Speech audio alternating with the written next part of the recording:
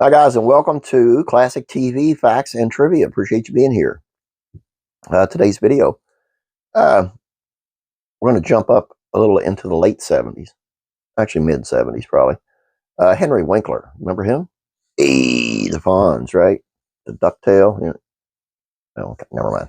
Anyway, Henry Winkler recalls humiliating and shameful Happy Days table reads before his dyslexia diagnosis. Didn't know he's dyslexic until now.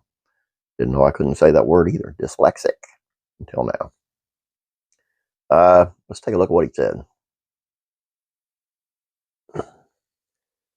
Undiagnosed dyslexia gave an emotional pain, frustrating edge to Henry Winkler's time on Happy Days, the actor writes in his new memoir. In People's Expert, from the book Being Henry, the Fonz, and Beyond, Winkler, 77, shares that he was diagnosed with a learning disorder at 31. When he was playing Arthur the Fonz Fonzarelli on ABC sitcom in his late 20s, he didn't know why getting through his scripts was so much troubling process. Even in the midst of Happy Days, at the height of my fame and success, I felt embarrassed and inadequate, he writes. He recalls the weekly table reads during which the cast would gather to run through the script for the episode ahead. At every reading, I would lose my place or stumble. I would leave a word out, a line out, he writes. I was constantly failing to give the right cue line, which would then screw up the joke for the person doing the scene with me. He adds that, though everybody in the cast was warm and supportive, he felt awful when he couldn't, when they would wait on him to figure out his lines. It was humiliating and shameful. I constantly felt I was letting them down. Winkler's portrayal of the Fonz nabbed him 3 Emmy nominations for Outstanding Lead Actor in a Comedy Series.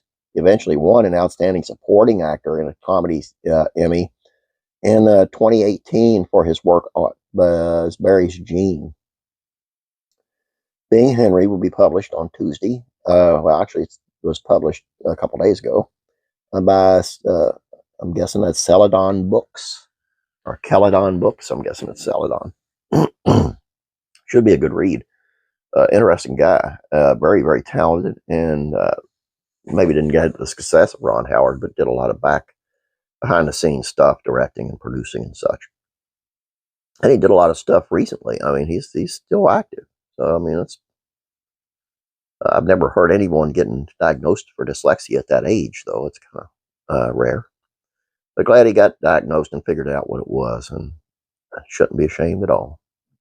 That's all I have for you. Hope you guys enjoyed this. Please check out classic rock and country music facts and trivia for one of the wildest, craziest stories I've ever heard in rock and roll. I'm telling you, trust me, and I've heard a lot. You guys have a great day. God bless you. Hit the like button. I'll be praying for you.